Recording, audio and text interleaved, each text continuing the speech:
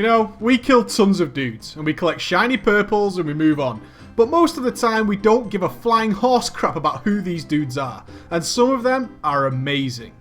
One of these is a chick who always shows up no matter what dangerous situation threatens Azeroth. She's there, giving her advice and then generally running away to hide. In fact, we first meet her in Warcraft's universe in Warcraft 3, hiding in a Dalaran bush.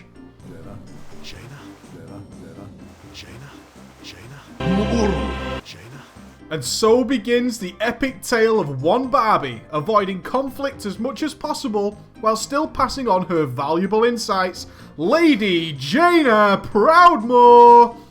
I shouldn't mock Jaina too much. She's a solid legacy of being awesome. It just gets me when they don't contribute much other than words. I'm sorry, Arthas. I can't watch you do this.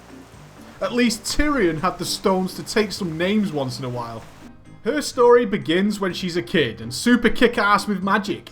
So she goes off to Hogwarts, Dalaran, and trains under Antonidas. He's kind of a big deal in the wizarding world. You're a wizard. Jaina. It's worth remembering that Jaina is royalty. Daughter of Grand Admiral Daelin Proudmoore, sister of Tandred Proudmoore, and Derek Proudmoore. Derek. Anyways, like royalty tend to do, they want her to hook up with a prince.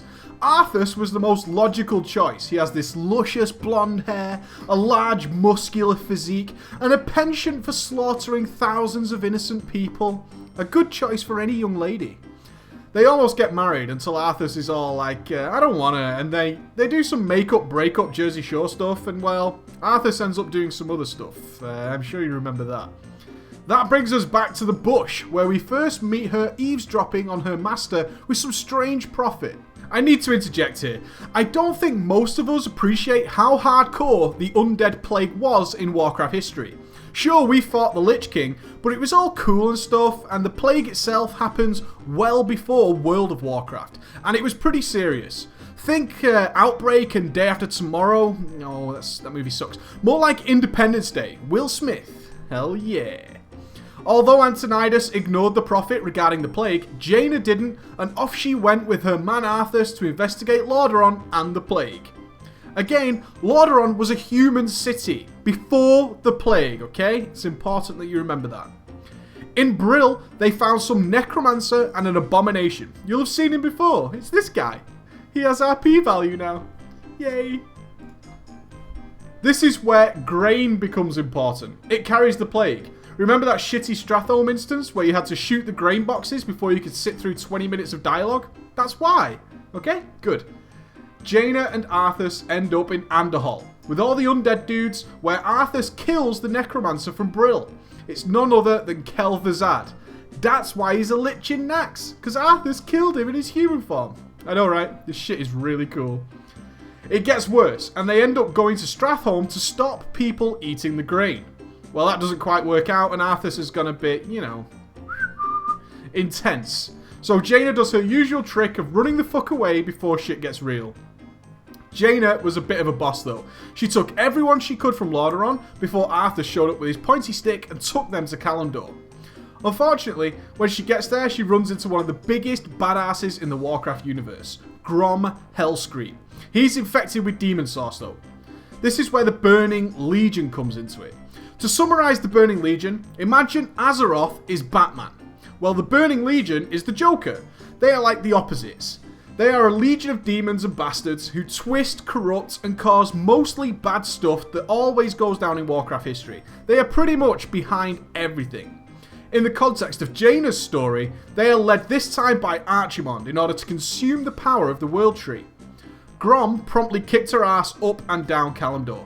She went to make a last stand in Stone Talon Mountains, but found Thrall and Cairn Bloodhoof doing a kind of Spock and Kirk thing. Medivh shows up and makes them into the Power Rangers of Azeroth. Jaina finally does something cool and gives Thrall a soul gem to cleanse Grom. They went toe-to-toe with the ever-increasing undead, but it isn't going well, okay? The undead are just swarming like zombies. Just like in Lord of the Rings though, the elves decide to stop being pussies and join in. Mainly because their precious Deku tree was about to get gobbled up by a giant smurf. Jaina sets up the first base to stop Archimond, which is why she's chilling in the Mount Hyjal raid from the Burning Crusade. She's the first camp. Although in the raid we actually defend her, story-wise, she gets owned fast. So does Thrall in the next base, and then Jaina teleports both of them to safety. Teleports them? Wait a minute. Prince Arthas, we've been waiting here for hours. Are you sure this friend of yours is coming? I'm sure. Jaina usually runs a little late. Runs a little late.